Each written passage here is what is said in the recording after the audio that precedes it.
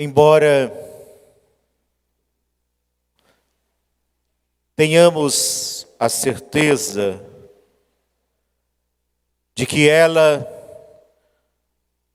não é o nosso fim, mas todos nós passaremos pela morte. Todos nós morreremos. Todos nós. Muitas vezes nos bate uma tristeza tão grande e um medo quando nós pensamos que nós iremos morrer. E nós vamos morrer. A palavra de Deus nos diz que essa hora virá como ladrão. Na hora em que menos esperarmos, ela vai chegar e vai nos levar.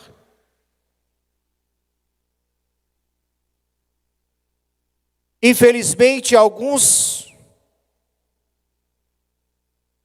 ou uma maioria, vivem, se comportam como se esse dia não fosse chegar nunca. Vivem uma vaidade, a vaidade da eternidade. Eu sou eterno, eu não vou morrer, pois iremos morrer. Até lutamos para não morrermos. Nós travamos uma luta. Tem gente que qualquer dorzinha já está correndo para o médico. O que é isso? É medo de morrer. Passamos o nosso tempo preocupado com a saúde. E no final, morremos sem saúde. Morremos sem saúde. A palavra de Deus dirigida a nós, meus queridos, nesse 18º domingo do tempo comum, não é para nos causar medo, mas para chamar nossa atenção. A palavra de Deus é uma espada afiada, de 2 gumes, como nos diz o salmista. Cravada no nosso coração. E como será bom se essa palavra, ouvida hoje, possa mexer conosco. E é isso que ela tem que causar em cada um de nós.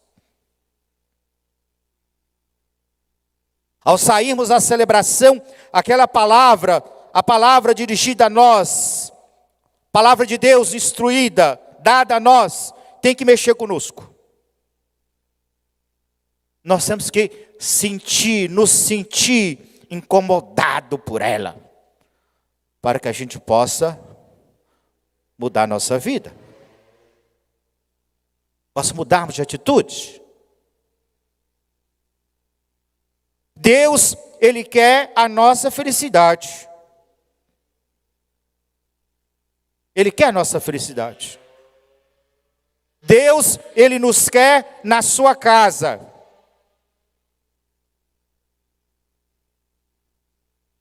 Ele nos quer na sua casa. Ele nos quer perto dele. Por isso o tempo aqui é passageiro. Por mais que vivamos 70, 80, 90, alguns ultrapassam 100. O que é isso diante da eternidade? O que é isso? Se lá é a nossa pátria definitiva, lá é a nossa pátria definitiva. Então é preciso um esforço da nossa parte, de cada um de nós, para buscar as coisas do alto. São Paulo, escrevendo à comunidade dos Colossenses, Ele convidou a comunidade e nos convida também. Esforçai-vos por alcançar as coisas do alto, onde está Cristo, sentado à direita de Deus. Aspirai às coisas celestes e não às coisas terrestres. A liturgia vem chamar nossa atenção.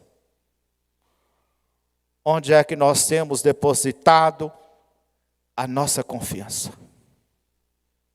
Você tem confiado em quem? Em quê?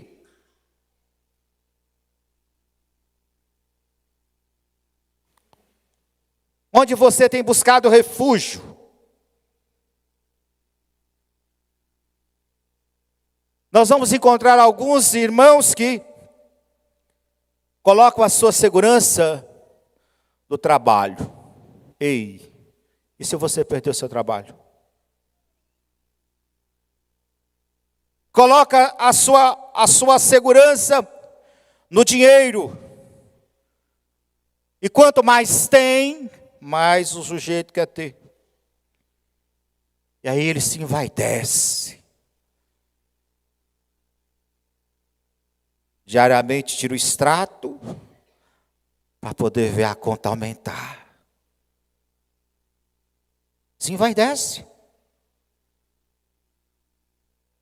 Coloca a segurança muitas vezes no esposo. O esposo pode falhar. Na esposa, pode falhar. Nos filhos, os filhos podem vir a faltar. No amigo, o amigo pode vir a faltar. A morte nos ronda. E aí?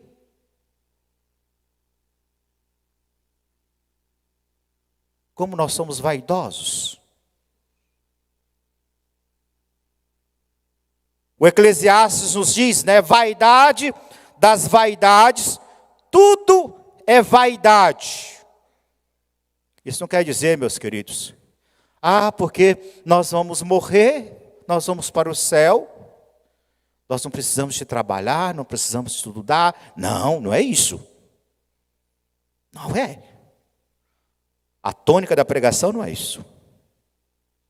Nós temos que trabalhar. Nós temos que estudar.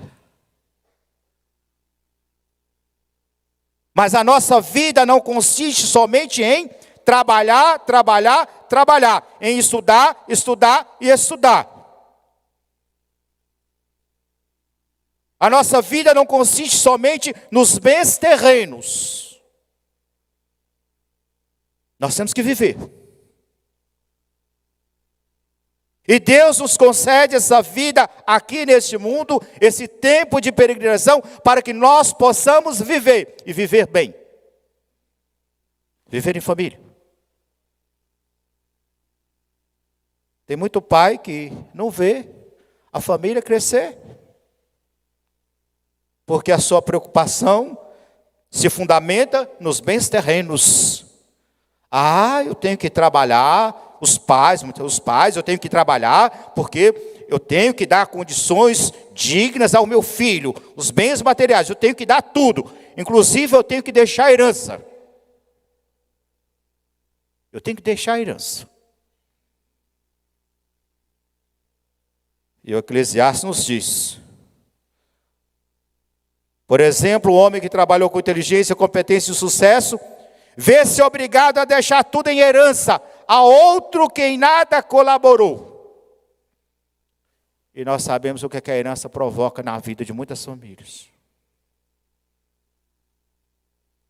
Os pais, muitas vezes, para poder ganhar ou dar condições materiais para os filhos, terceiriza aquilo que é essencial, que é a paternidade e a maternidade. Terceirizam. Colocam nas mãos de um estranho a educação do próprio filho, da própria filha. E esquece de aproveitar o melhor da vida. Se apega somente às coisas materiais. Nós sabemos o que a herança faz. O que é a herança? A herança são bens deixados pelo morto para que os vivos se matem. Essa é a herança. E quantas famílias são destruídas por causa de herança? Quantos irmãos, muitas vezes até fisicamente matam o outro por causa de herança.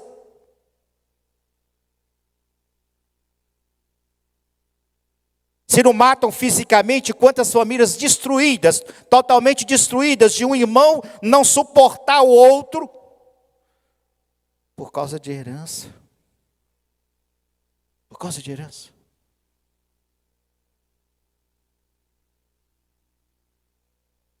No evangelho de hoje, alguém da multidão pede justamente a Jesus: Senhor, mestre, diz ao meu irmão que reparta a herança comigo. É claro que Jesus, ele aproveita a oportunidade para poder falar do céu. Jesus até responde: olha, quem me encarregou de julgar ou de dividir vossos bens? Eu não vim para isso. Eu não fui constituído juiz para julgar o que é seu, o que é do outro. Não, a minha missão é outra. A minha missão é apresentar o reino de Deus.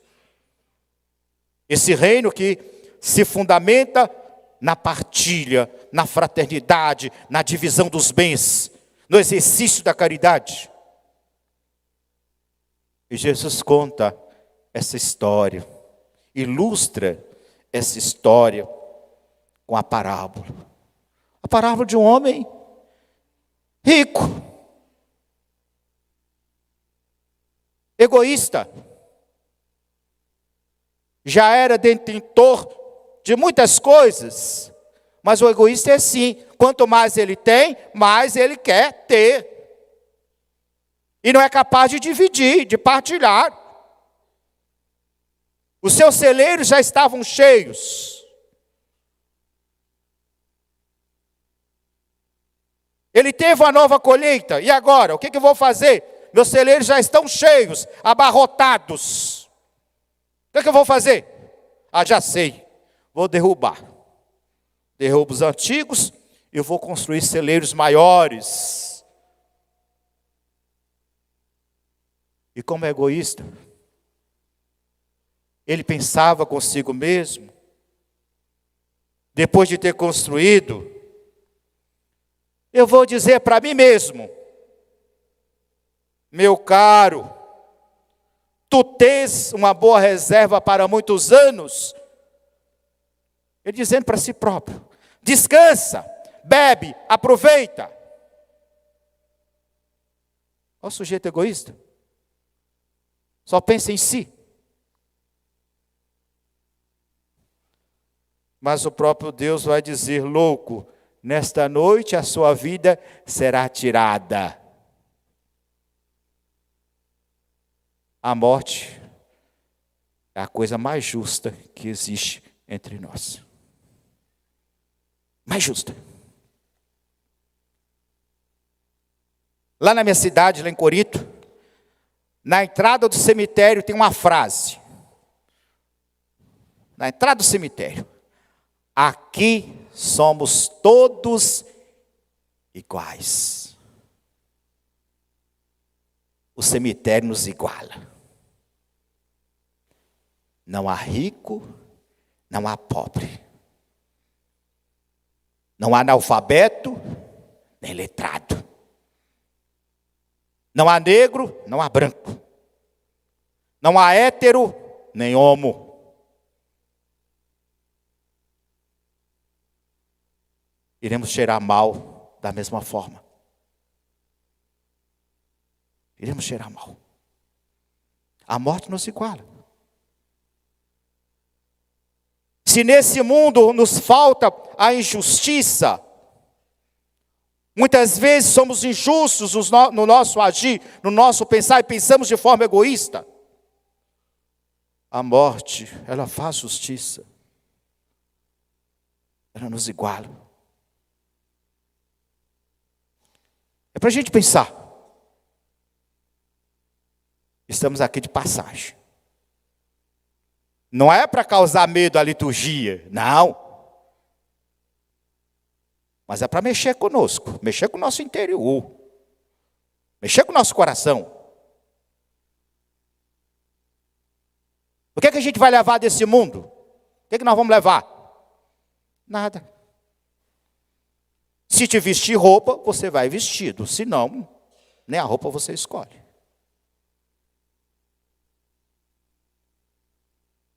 Eu já tive 2 experiências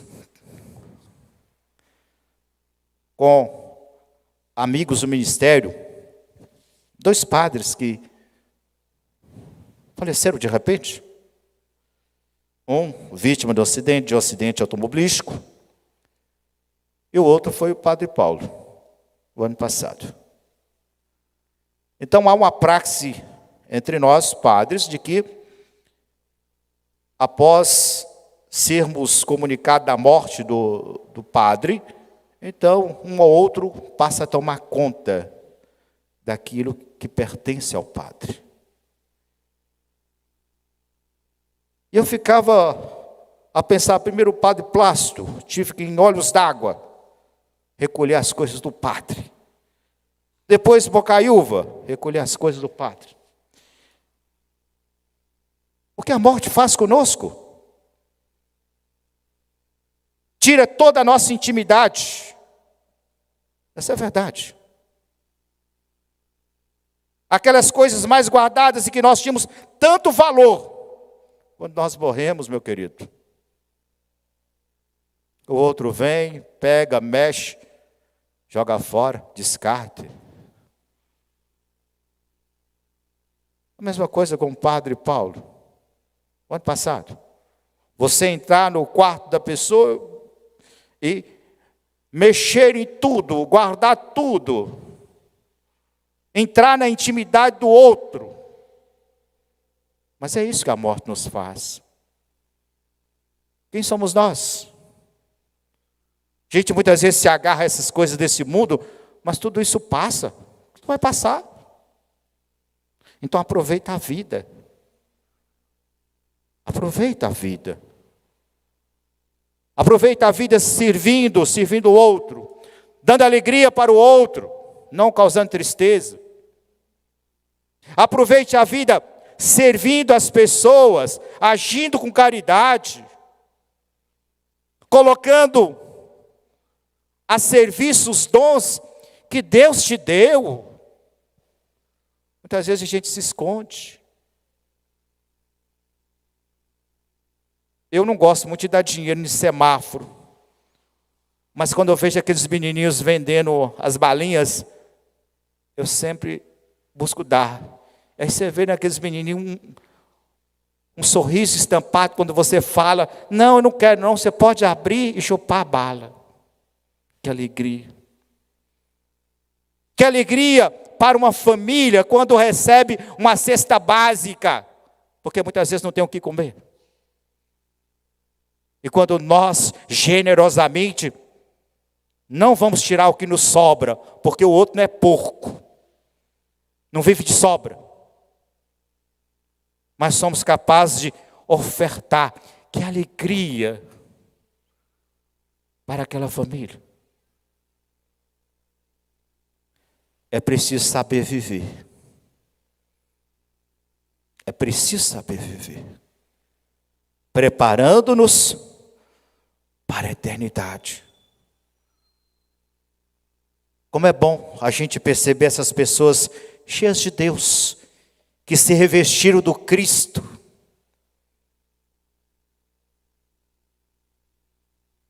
No momento que nós estamos enfermos, que a gente vai ao médico, e o médico nos acolhe bem, com a conversa, a gente já se sente até aliviado. Como é bom participarmos de uma aula onde o professor, a professora preparou bem, está oferecendo o melhor de si. Como é bom. Como isso alegra o outro. Como é satisfatório a gente percebermos o filho, os filhos, a criancinha, tendo aquela intimidade com o pai, porque o pai brinca. O pai brinca, a mãe brinca. O pai é capaz de gastar tempo com o filho, levando para o parque, soltando uma pipa, fazendo coisa que criança gosta, não simplesmente pegando um celular, né? Entregando para a mão do menino para ele ficar quieto. Fique quieto aí. É preciso saber viver. Aprendamos a viver. O nosso tempo aqui é abreviado. Louvado seja nosso Senhor Jesus Cristo.